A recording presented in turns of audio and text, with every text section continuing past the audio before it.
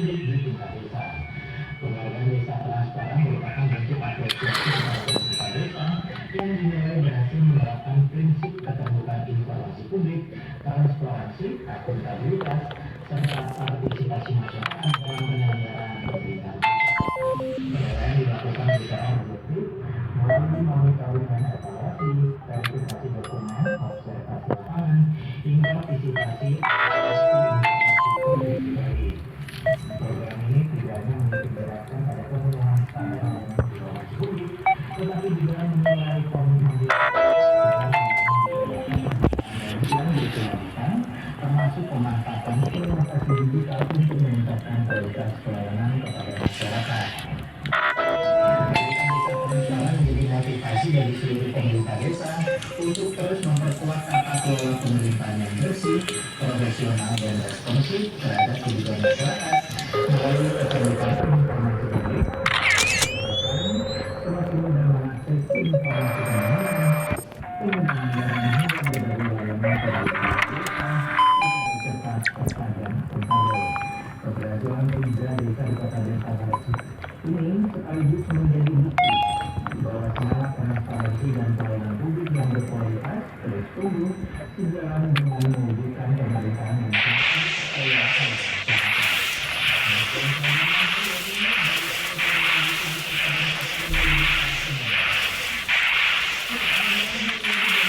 Radio Publik Kota Denpasar.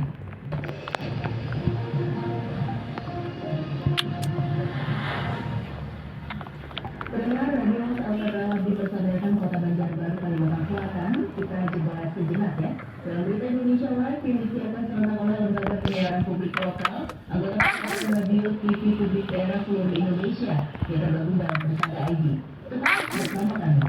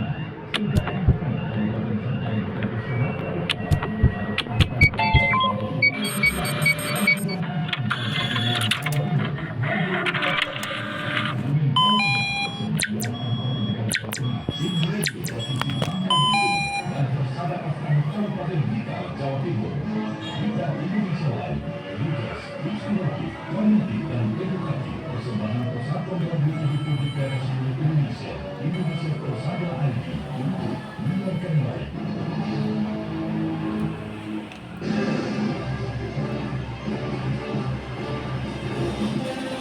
Dari penjuru tanah air, kami kabarkan informasi dan berita teraktual. Berita Indonesia Live. Merangkum berbagai peristiwa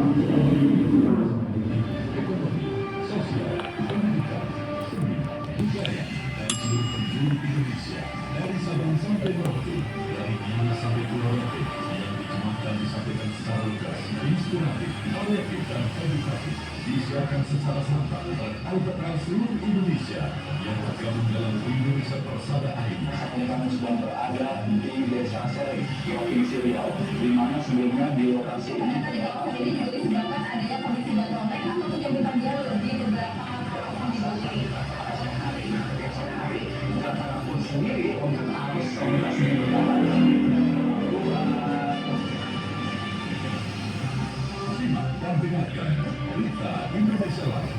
Disiarkan secara live setiap hari Senin sampai dengan hari Jumat pukul 14 waktu Indonesia Barat, pukul 15 waktu Indonesia Tengah, dan pukul 16 waktu Indonesia Timur. Dan siaran dari ID atau indah di hari berikutnya. Dan untuk edisi pertama dari tanggal 28 Oktober 2019. Berita Indonesia Live, Lugas, Inspiratif, Variatif, dan Edukatif. Persembahan Indonesia Persada ID untuk menyiarkan baik.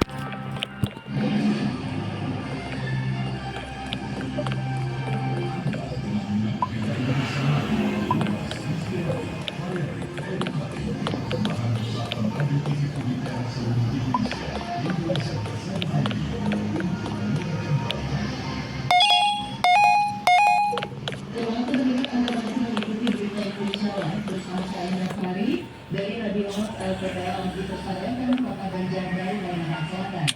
Di sesi kedua kali ini kita awali dengan Persada Radio informasi dari Provinsi Kalimantan Selatan keputusan dan Kalso Expo 2026.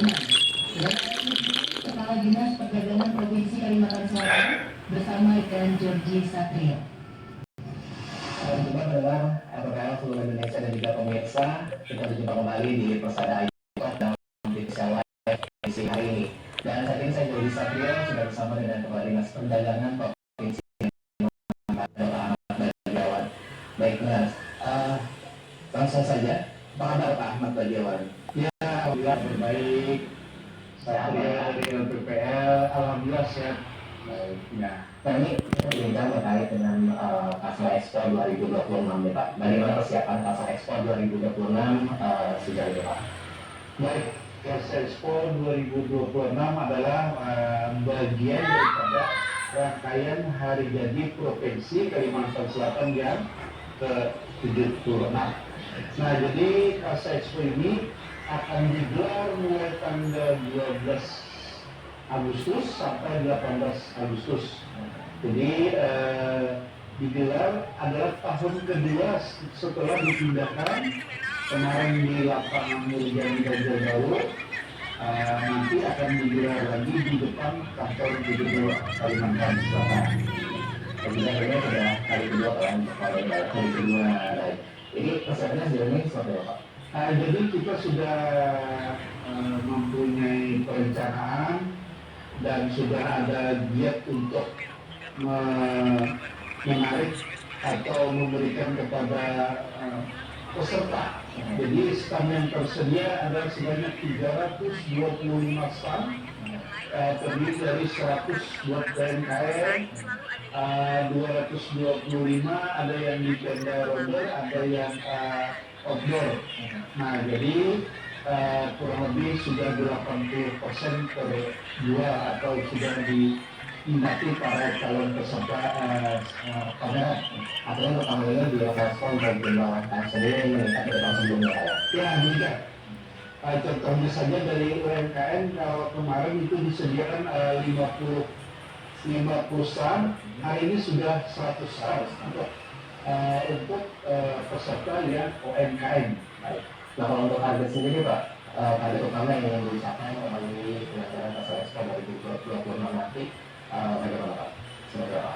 sebenarnya kita ini pengen targetnya adalah sesuai arahan pimpinan Pak Gubernur kita Pak Junidin menginginkan supaya ada pergerakan ekonomi masyarakat.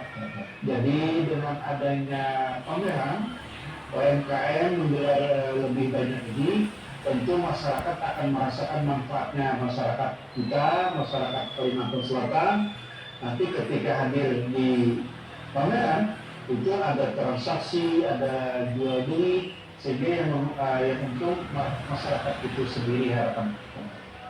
Dan ini mudah-mudahan tercapai untuk target tahun ini ya. Ya, amin, mudah-mudahan tercapai. Kita optimis karena apa? Karena contohnya yang UMKM ini sudah habis full. Nah, jadi 100 ton sudah diambil.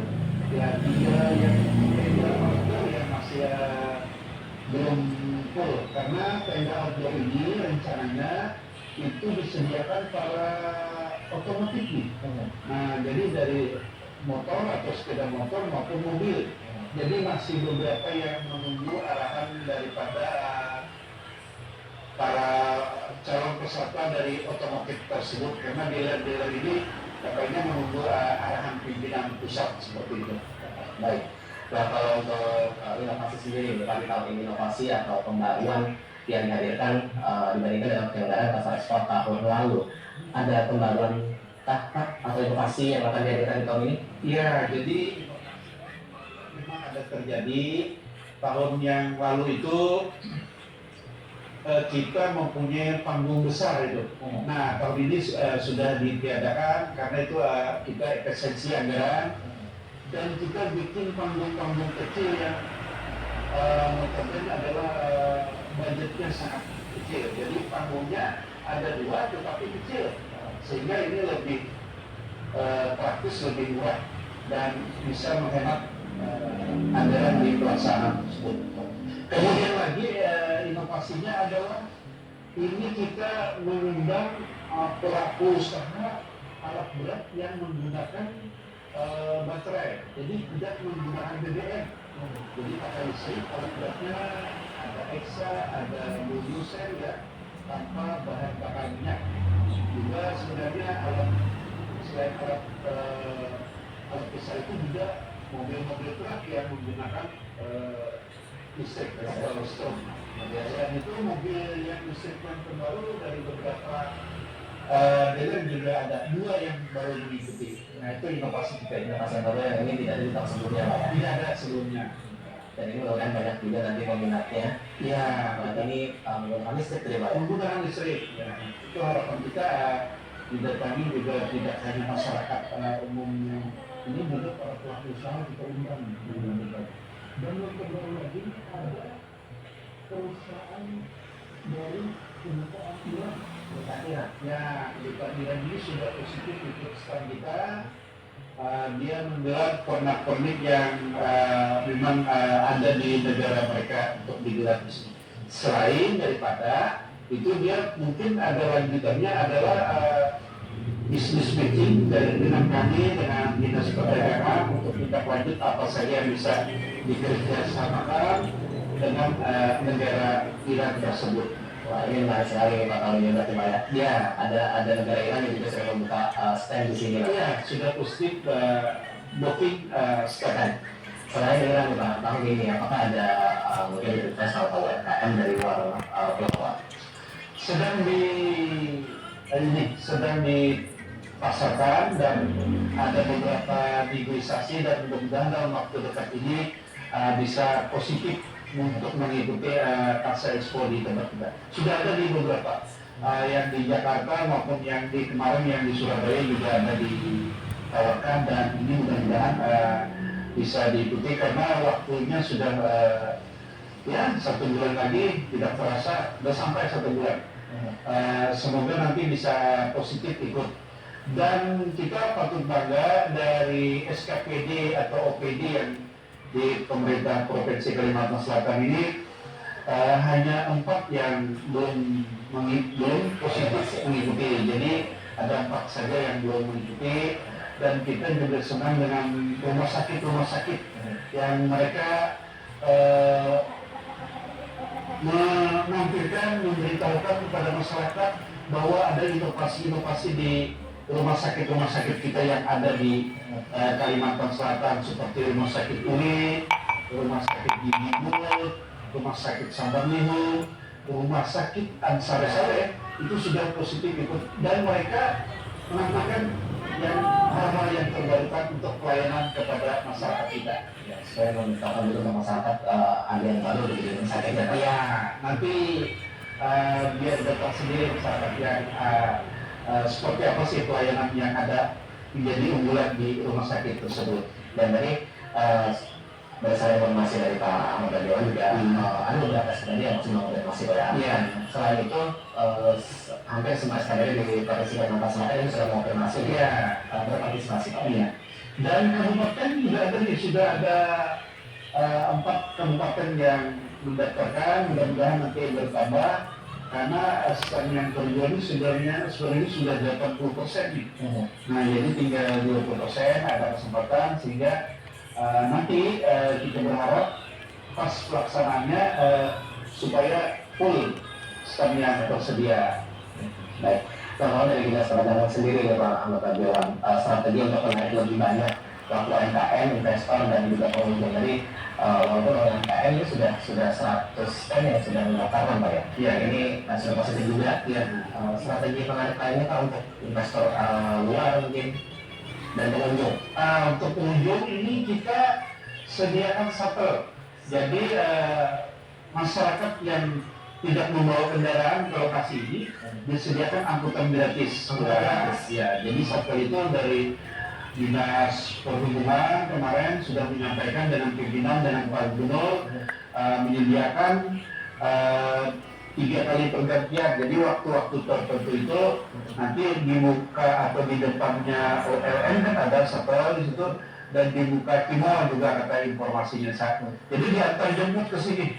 Ini startnya dari depan Timor sama di OLN Pak. Nah, jadi depan OLN dan depan Timor. Jadi silakan mereka kalau yang dari luar untuk standby di sana dan masuk ke dalam sini diantar gratis. Kemudian lagi daya tariknya kita menyediakan musola khusus nanti di sekitar dinas perpustakaan itu ada nanti disediakan musola dan air wudhu nanti dari beberapa SKPD untuk partisipasi yang mempunyai tangki.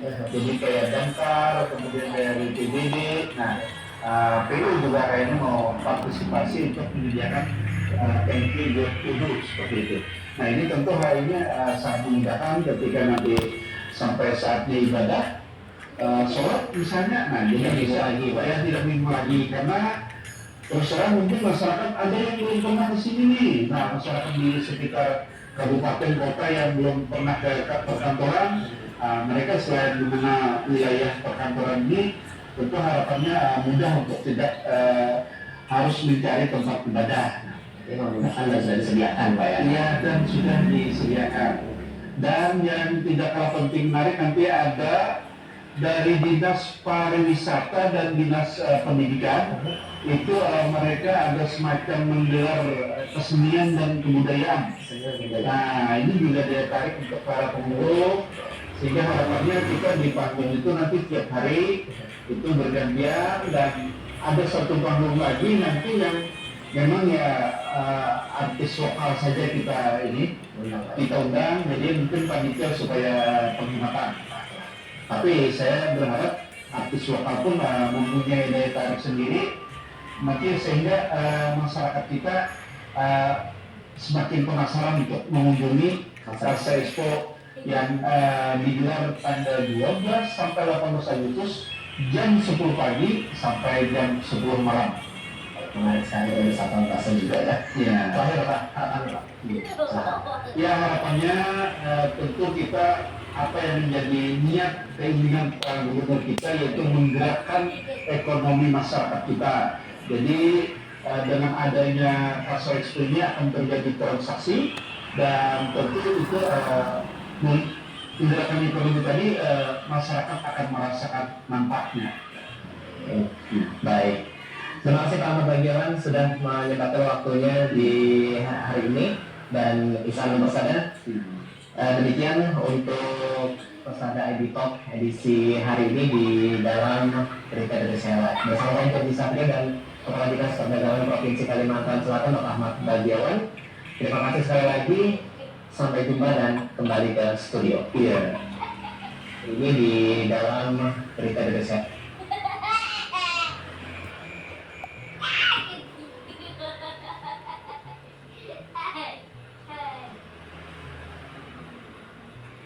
Ya, demikian pendengar Persada ID Talk dengan narasumber Kepala Dinas Perdagangan Provinsi Kalimantan Selatan bersama reporter Jordi Satrio.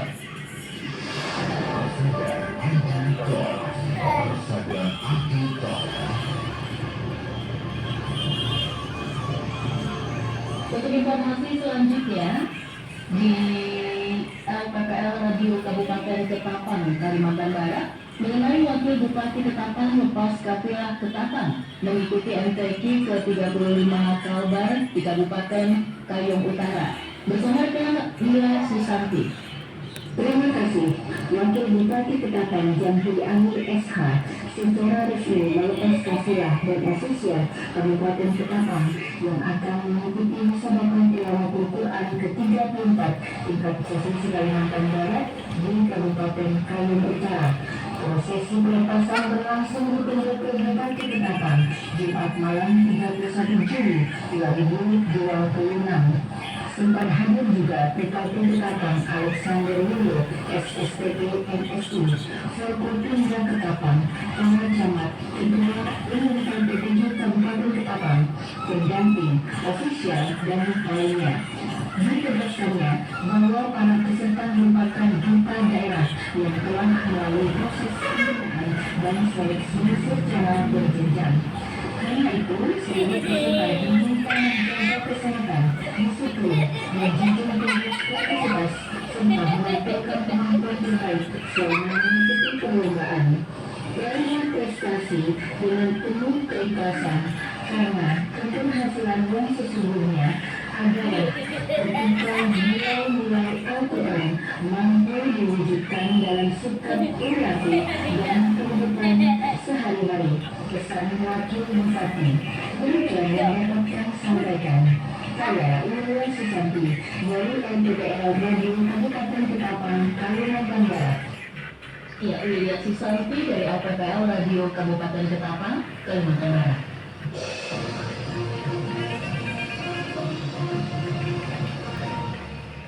Selanjutnya pendengar dari LPPL Radio Magetan Indah FM Magetan Jawa Timur, di mana Kabupaten Magetan meraih penghargaan atas komitmen mewujudkan keluarga berkualitas bersama dengan Wina. Terima kasih. Selamat siang pendengar LPPL di seluruh Indonesia.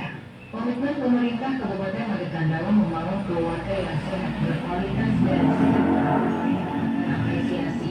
Bupati Magetan Hari Sumardi bersama Ketua PPPKK Kabupaten Magetan Arini Hayani menerima penghargaan dari Menteri Kependudukan dan Pembangunan Keluarga atau Kepala BKKBN atas inovasi dan komitmen dalam mendukung pelaksanaan berbagai program prioritas nasional di bidang pembangunan keluarga. Penghargaan tersebut diserahkan oleh Wakil Gubernur Jawa Timur Emil Elistianto Berdat didampingi Ketua TPPKK Provinsi Jawa Timur Arudi Baksin pada puncak peringatan Hari Keluarga Nasional ke-33 tingkat Provinsi Jawa Timur tahun 2026 di Pendopo Agung Kabupaten Malang. Penghargaan ini menjadi bukti nyata bahwa berbagai program yang dijalankan di Kabupaten Magetan telah memberikan dampak positif bagi masyarakat mulai dari tamasya, gratis, sedaya, dan juga penting hingga pelaksanaan makanan bergizi gratis atau energi dengan sasaran 3G. Seluruhnya diarahkan untuk meningkatkan kualitas hidup keluarga, memperkuat ketahanan keluarga, mencetak generasi yang sehat dan cerdas, sekaligus mempercepat penurunan angka stunting. Dan itu mendengar Kabupaten Magetan juga berhasil meraih penghargaan atas capaian lebih dari 100% peserta kabel baru metode kontrasepsi jangka panjang dan kabel baru metode operasi wanita tahun 2026. Prestasi lainnya diraih melalui keberhasilan dalam mengimplementasi keterampilan pembangunan kependudukan sebagai langkah strategis menyiapkan sumber daya manusia yang unggul menuju Indonesia Emas 2045. Bupati Magetan menyampaikan juga bahwa penghargaan ini merupakan hasil kerja keras dan kolaborasi seluruh pihak mulai dari pemerintah daerah, PPKK, tenaga kesehatan, penyuluh KB hingga dukungan aktif masyarakat. Menurutnya, pembangunan keluarga merupakan fondasi utama dalam menciptakan daerah yang maju dan sejahtera. Tidak lagi dalam kegiatan tersebut, Kepala Dinas PPKP, HPP dan Keamanan Magetan beserta jajaran. Kemudian informasi dari APBN Bagian Magetan Wilayah Jawa Timur dengan melaporkan berita Indonesia Live. Ya, inilah dari APBN Radio Magetan Indah FM Magetan Jawa Timur.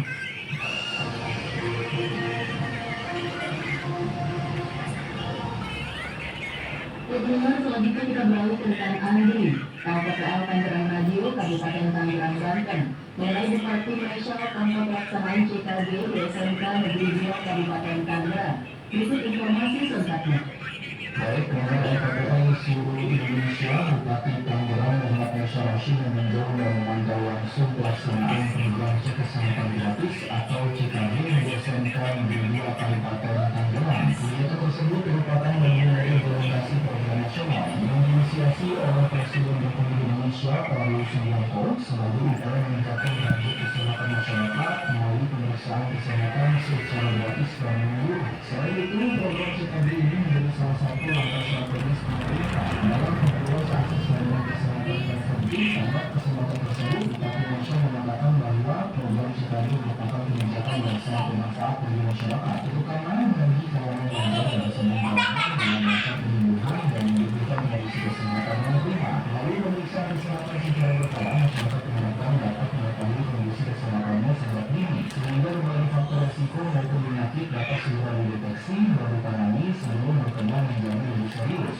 Bupati Tangerang mengungkapkan bahwa pemerintah Kabupaten Tangerang terus berupaya menyukseskan pelaksanaan program tersebut dari target sebanyak 1,6 juta warga yang mengikuti pemeriksaan kesehatan gratis hingga saat ini tercatat sekitar 1,3 juta masyarakat telah memanfaatkan layanan CKG di berbagai fasilitas pelayanan kesehatan yang telah disediakan. Dalam surat yang sama, Kepala Dinas Kesehatan Kabupaten Tangerang Dr. Hendra Tarmizi menjelaskan bahwa pelaksanaan CKG di SMK Negeri 2 Kabupaten Tangerang menyasar sekitar 1.500 pelajar yang menjalani pemeriksaan kesehatan secara bertahap. Dia mengajak masyarakat yang belum mengikuti pemeriksaan kesehatan gratis agar segera menggunakan layanan tersebut di fasilitas kesehatan yang telah ditunjuk oleh pemerintah. Demikian informasi yang dapat kami sampaikan. Saya Andri untuk berita Indonesia Live.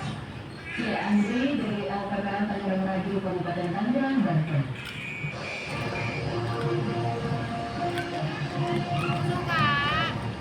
Berbagi ya, ibu ini habis kuotanya.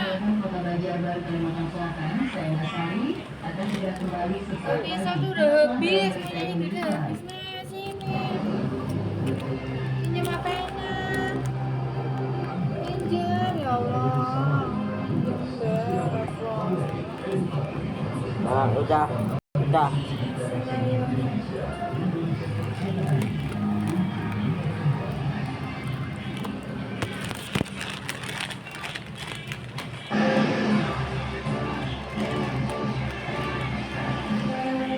Dari penjulukan kami kabarkan informasi yang kita aktual. Berita Indonesia Live. Rangkum berbagai peristiwa aktual, informasi politik, ekonomi, sosial, pendidikan, seni, budaya, dan seluruh penjuru Indonesia dari Sabang sampai Merauke, dari Gina sampai Pulau Rote yang dikembangkan disampaikan secara lugas, inspiratif, variatif, dan edukatif. Disiarkan secara serentak oleh LPPL seluruh Indonesia yang tergabung dalam Indonesia Persada Aina. Kami sedang berada di Desa Seri, Provinsi Riau, di mana sebelumnya di lokasi ini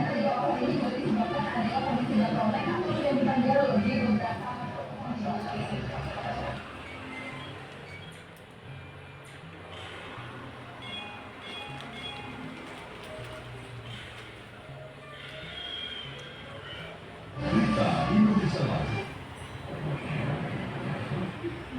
Jumat pukul 14 waktu Indonesia Barat.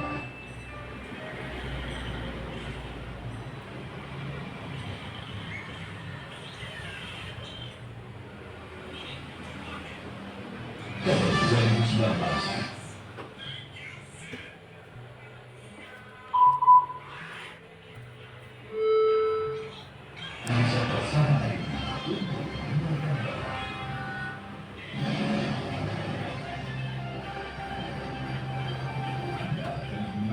Indonesia lain, tugas inspiratif, variatif, edukatif, persembahan persatuan radio TV publik seluruh Indonesia Bersama ID untuk mendengarkan kamu. Terima kasih pendengar, Anda masih mengikuti Berita Indonesia Live. Saya Nasari dari Radio House Kota Ampi Persada.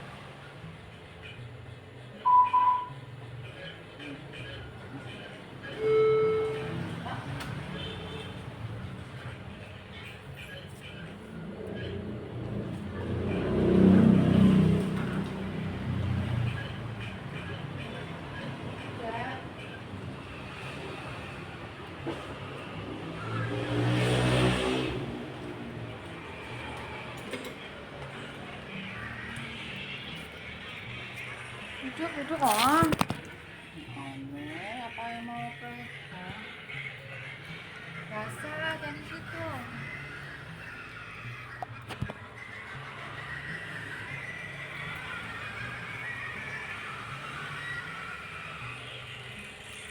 Mau beli es teh? Ada.